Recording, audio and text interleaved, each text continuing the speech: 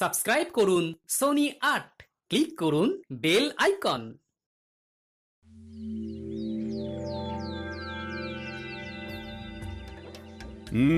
সুপ্রভাত সবাইকে।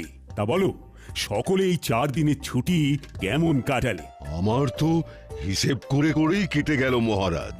বাবা বাবা বাবা, তা খুব খরচ করে ফেলেছো বুঝি?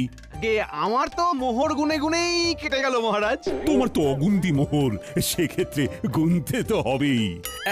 আমি মেয়ের বাড়ি গিয়েছিলাম মহারাজ।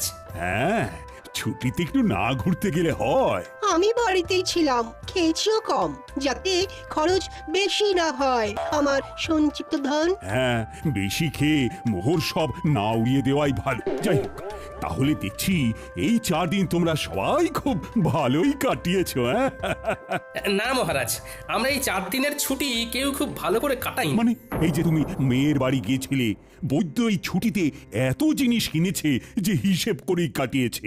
সভাকবি বাড়িতে ছিল কিন্তু কম খেয়েছে, আর মন্ত্রী অগুন্তি মোহর গুনেছে। তাহলে সবাই তো মনের সুখে যে যার কাজ করেছে। মহারাজ, অনেক সময় মুখে শুনে যা ভাবা হয় তা ঠিক হয় না মহারাজ।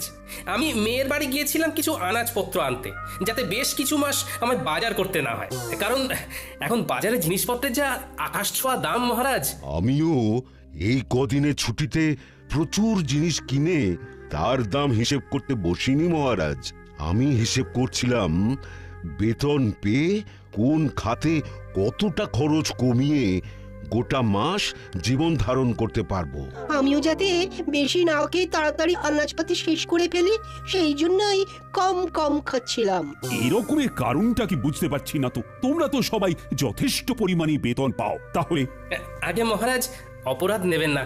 আপনার এই বেতনে এখনকার যা পরিস্থিতি, তাতে আমাদের মাস চালানো খুব দুষ্কর হয়ে যাচ্ছে। মহারাজ, আপনি বেতনের দিকটা একটু ভাবলে ভালো হয়। বেতনের দিকটা ভেবে দেখবো মানে কি বলতে চাইছো? বেতন বাড়ান মহারাজ, বেতন বাড়ান। অসম্ভব, অসম্ভব। এই তো বিগত 4 মাস আগেই বেতন বাড়িয়েছি। তোমরা সবার কাজের পাশাপাশি উপরি আয়ের ব্যবস্থা করো। উপরি আয়? মহারাজ, মাথা ঠান্ডা করুন। একটু ভাবুন মহারাজ, একটু ভাবুন। আমি তোমাদের কথা অনেক ভেবেছি, এবার তোমরাও আমার কথা একটু ভাবো। আমি বেতন বাড়াতে পারছি না, আর আজকের মতো এখানেই সভা শেষ করছি। তোমরা সবাই এসো। বেতন বাড়ানোর কথা বলতেই সবার কাজ শেষ করে দিলেন। এ আবার কেমন ব্যবহার?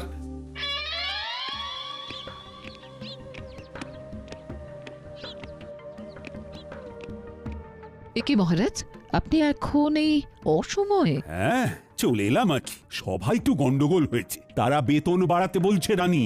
যা বেতন পাচ্ছে তাতে নাকি জিনিসপত্রের বাজারে যা আকাশ ছোঁয়া দাম, তাতে হচ্ছে না। আপনি কি বলেছেন শুনি? আমি বলে দিয়েছি বেতন বাড়ানো এখন অসম্ভব।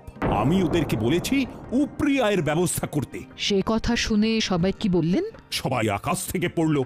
একটা কাজ করুন না মহারাজ, আপনার পশ্চিম দিকের যে মাঠটা রয়েছে সেইখানেই ওদের জন্য কিছু ব্যবস্থা করে দিন না। তোমার কথাটা মাথায় থাকলো, তবে 2 দিন বাদে বলবো। আগে দেখি ওরা কে কি করে। বেশ। গিন্নি, ও গিন্নি। বলো। এ কি গো গিন্নি, তুমি শুয়ে আছো? শরীর খুব খারাপ নাকি? দেখি দেখি।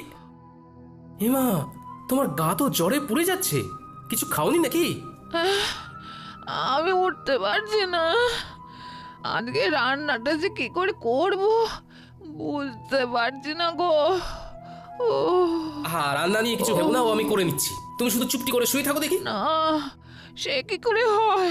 তোমার এসব রাধা বাড়া অভ্যেস নেই। আরে তোমারও কি জন্ম থেকেই স্বামীর সাথে ঘর করার অভ্যেস ছিল? হ্যাঁ, সেই তো আমার সাথে বিয়ের পরে অভ্যেসটা হয়েছে। আমার কথা আলাদা, আমি মেয়ে মানুষ। বারে বা, বেটা ছেলে বলে কি রান্নার অভ্যেস তাও আবার কদিনের জন্য হবে না? এইসব একদম বাজে কথা গিন্নি। তাও আমার খারাপ লাগবে। তুমি এখন থামো তো গিন্নি।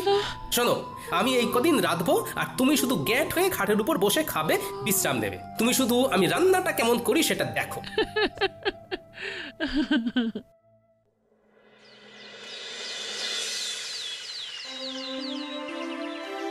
সুপ্রভাত।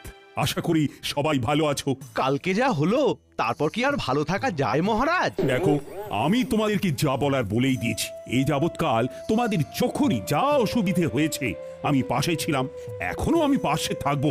তাই বলে যখন তখন বেতন বাড়ানোটা সত্যিই অসুবিধের। আমি তো শুধু চিকিৎসাই পারি, এর বাইরে তো কিছুই পারি না। তাই তাই কিভাবে যে উপরি হায় হবে অন্য কিছু করে সেইটাই মাথায় আসছে না। মহারাজ যদি একটু উপায় বলে দেন। সেই আমাকেই উপায় বলতে হবে? আচ্ছা, দেখছি।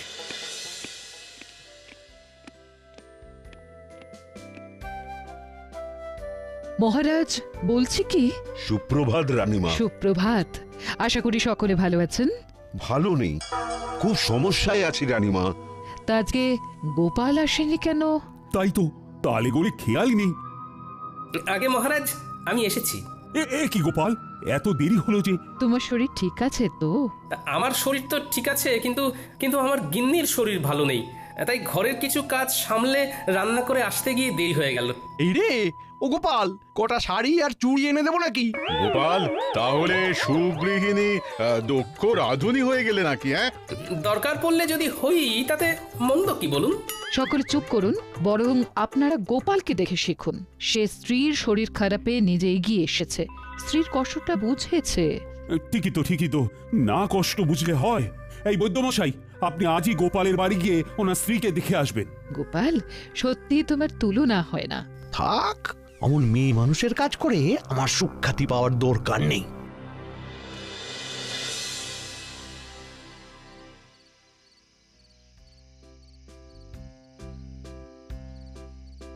কি ব্যাপার রানী, এমন উদাস ভাবে বারান্দায় দাঁড়িয়ে? ভাবছি গোপাল গিন্নির কত ভাগ্য ভালো। কেন? এই যে সে এমন এক স্বামী পেয়েছে যে তার সব দুঃখ কষ্ট বোঝে। আর তোমার স্বামী বুঝি সেটা বোঝে না? না, কিছু কিছু সময় বোঝে, আবার কিছু কিছু সময় বোঝে না। আচ্ছা, বুঝেছি। তোমার মন পেতে গেলে আমায় তাহলে একদিন লুকিয়ে লুকিয়ে ঠাকুরদের সরিয়ে তোমাকে রেঁধে খাওয়াতে হবে, তাই তো? আপনি রাঁধতে পারবেন?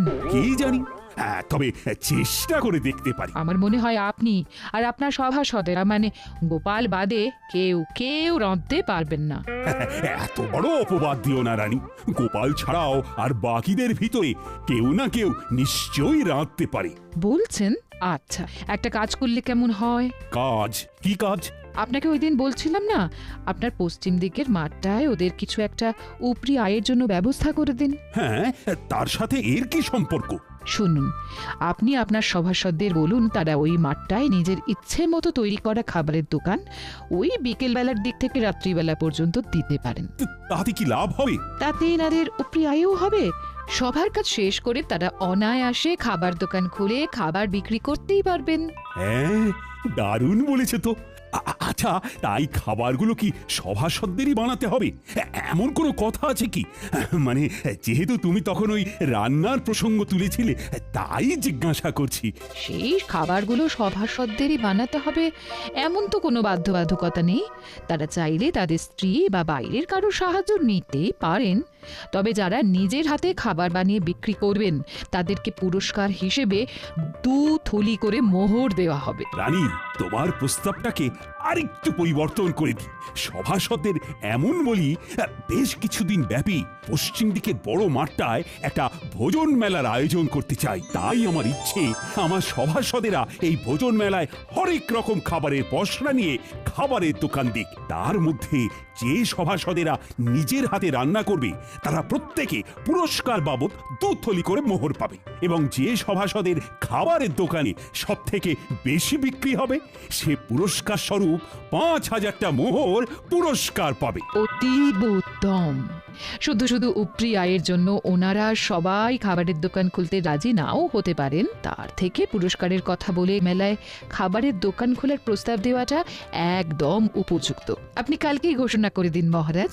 ভাবছি আমিও যদি দোকান দিই তাহলে আমাকে পুরস্কার দেবে বলো তো রানী? তা আমি কি জানি।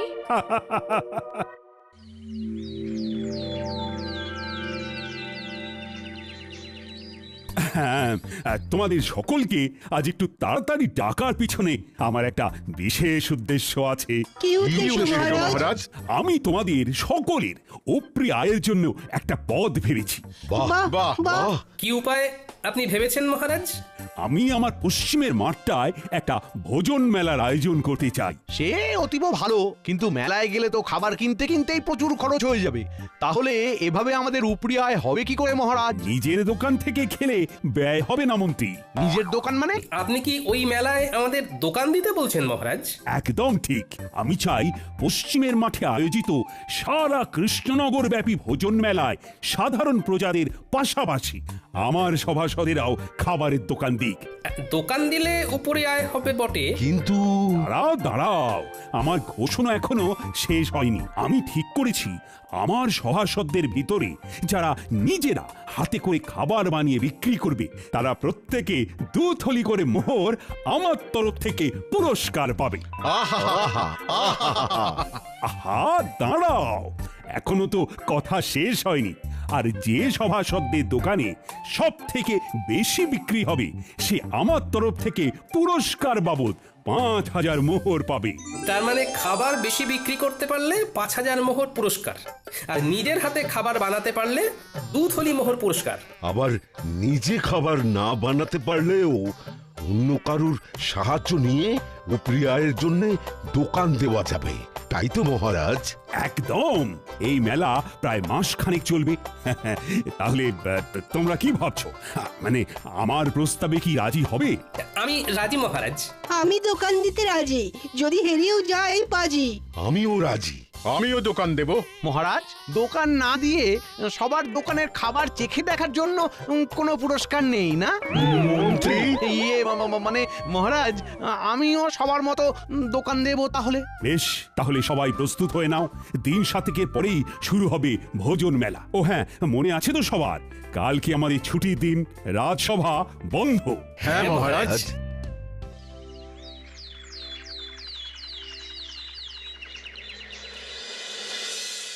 গিন্নি, ও গিন্নি, আরে ও গিন্নি, শোনো না। হ্যাঁ, তাহলে তাহলে তুমি বলছো আমি বেশ ভালো করেই জিলিপি, অমৃতি, গজা এসব বানাতে পারবো না? হ্যাঁ, খুব খুব ভালো করে পারবে।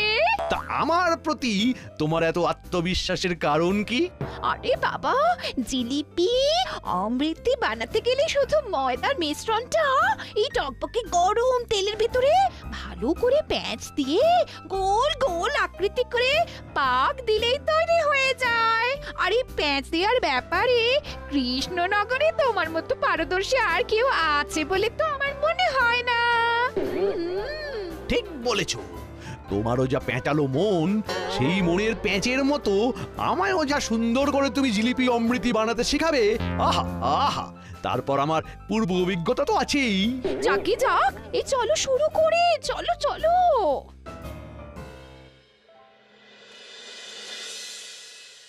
বলি, ও গোপাল, আমার দ্বারা এসব হবে না। আমি আগে কখনো রান্না করিনি। হবে না মানে?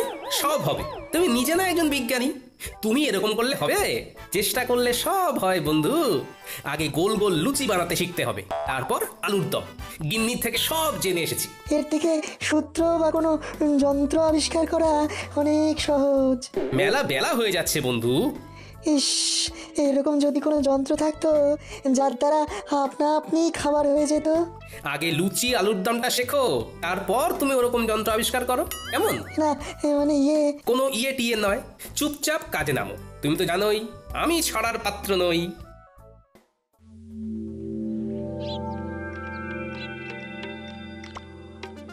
কি হে বন্ধু, কি খবর? বিজ্ঞানী কি রান্না করেছে জব্বর? শিখিয়ে তো এলাম তাকে, একদম ফল পাওয়া যাবে ভোজন মেলায় হাতে নাতে। আহা, কি দারুণ ছন্দ! দেখো তো কেমন বেরোচ্ছে ঘুগনির গন্ধ। কি দারুণ গন্ধ! তা সভাকবি, তুমি কি রাঁধতে পারো? হ্যাঁ, আমি রাঁধতে পারি, তাতে নেই কোনো সংশয়। সেই জন্যেই মেলায় বিকাবো ঘুগনি ও মুড়ি মহাশয়। সাবাস বন্ধু, সাবাস। তা তুমি কি বেচবে গোপাল? ঠিক করেছো কি ঘুম থেকে উঠে সকাল সকাল? না বন্ধু, কিছু ঠিক করিনি এখনো, দেখি কি বিক্রি করি। হ্যাঁ, তাড়াতাড়ি ঠিক করে ফেলো, কারণ খুব তাড়াতাড়ি দিন যে ঘনিয়ে এলো। গোপাল, ভেবেছি চপের দোকান দেব, কিন্তু বেসন গুলতে গিয়েই তো কাল ঘাম ছুটছে। আপনার এই দুই হাতে নিজে এত পাচন গুলেছেন, আর এখন বেসন গুলতে গিয়ে নাকানি চোখানি খেলে হবে? আমার ভয় করছে গোপাল। দেখি তো, আমার সামনে আপনি গুলতে বসুন, কেমন ভয় লাগে আপনার দেখি। গোপাল, তুমি পারো বটে। একবার হাঁক দিলাম আর তুমি সাহায্য করতে চলে এলে। বৈদ্যমশাই, আমরা একই রাজ্যের লোক, তাই বিপদে ডাক শুনেও মুখ ঘুরিয়ে না শোনার ভান করে বসে থাকলে হবে?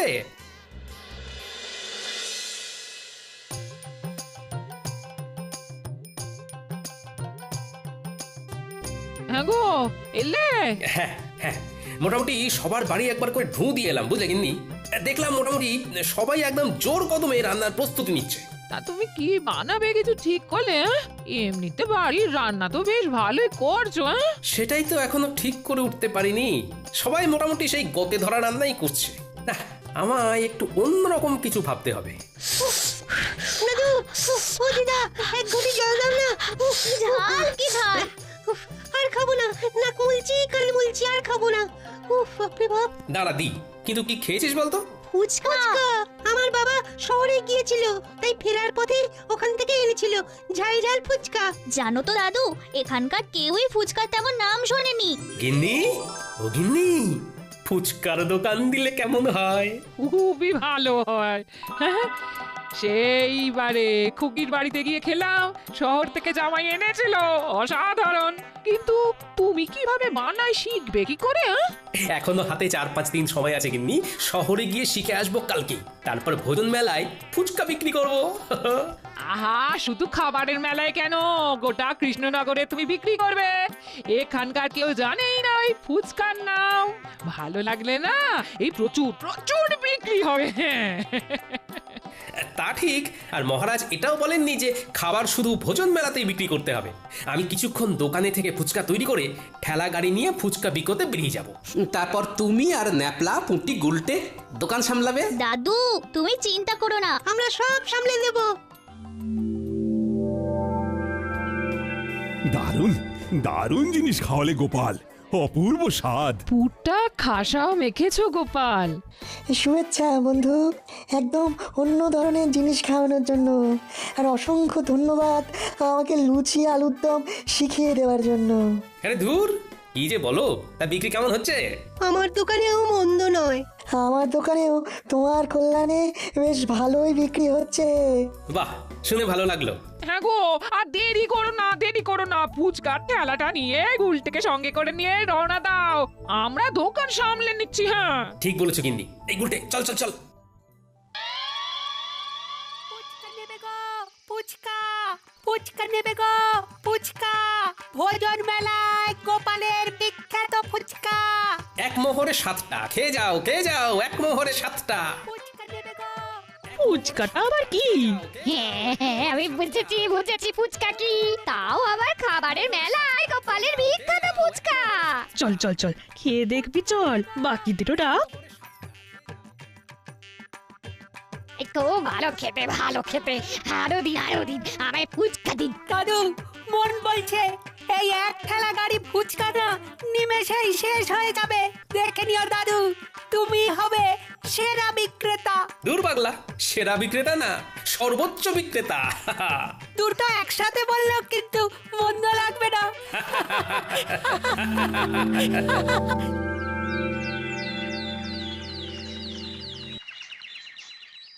গোনো গোনো খাজাঞ্চি গোনো, কার কত আয় হলো দেখি। মন্ত্রীরটা হলো 1, 2, 3, এই সর্বমোট 300 মোহর। তবে মন্ত্রী মশাই নিজেই সব বানিয়েছেন। বেশ বেশ, পরের জন। পরের জন হলেন বিজ্ঞানী বাবু, তার মোহর 1, 2, 3, সর্বমোট 900 মোহর। ইনিও নিজের হাতেই খাবার বানিয়েছেন। এই বিজ্ঞানী আমার থেকেও বেশি আয় করেছে, এ কি কপাল! এরপর সভাকবি, ওনার মোহরের সংখ্যা হলো 1, 2, 3, সব মিলিয়ে 850 মহারাজ। ইনিও নিজের হাতে খাবার তৈরি করেছেন। বাহ বাহ বাহ, চমৎকার। তারপর এরপর বৈদ্যমশাই, ওনার মোহর হলো 1, 2, 3, 600 মোহর মহারাজ। ইনিও নিজেই চপ বানিয়েছেন। এরপর গোপাল, মোহর হলো এই 1 2 3 7,000 7,000 মোহর মহারাজ। ওরে বাবা! সাবাস গোপাল সাবাস, তুমি বিজেতা। এই এই এই এই ফলাফল মানি না, কারণ গোপাল শুধু ভোজন মেলায় নয়, সারা গ্রাম সারা রাজ্য ফুচকা বিক্রি করেছে। মন্ত্রীমশাই, মহারাজ শুধু বলেছিলেন ভোজন মেলায় খাবারের দোকান দিতে। উনি এর পাশাপাশি এরকম কিছু বলেননি যে সেই খাবার কেবলমাত্র ওই মেলা ছাড়া মেলার বাইরে কোনোভাবেই বিক্রি করা যাবে না। তাই আমি আমার ফুচকার বিক্রি বাড়ানোর জন্যে মেলা ছাড়াও মেলার বাইরে এই রাজ্যের অন্যান্য গ্রামেও বিক্রি করেছি। সুতরাং আমি জানি আমি কোনো অন্যায় বা অসততার কাজ করিনি। আমি গোপালের এই যুক্তিকে খণ্ডাতে পারবো না, কারণ গোপাল একদম অকাট্য যুক্তি দিয়েছে। ধন্যবাদ ধন্যবাদ গোপাল, তুমি আরেকবার আমাদের চোখ খুলে দেখিয়ে দিয়েছো যে কিভাবে সততার সাথে পরিশ্রম করে নিজের আয় বাড়ানো যায়, কিভাবে বুদ্ধি খাটিয়ে কোনো নতুন জিনিসকে সবার সামনে তুলে ধরা যায়। সেই জন্যেই তো গোপাল আমাদের সবার থেকে আলাদা। নাও আনো এবার পুরস্কারটা, তার সাথে সবাই মিলে বলো গোপাল আমাদের সেরা, তাই ধন্য হয়েছি মোরা। গোপাল আমাদের সেরা, তাই ধন্য হয়েছি মোরা। For more updates, subscribe to our channel, click the show links and enjoy watching the videos.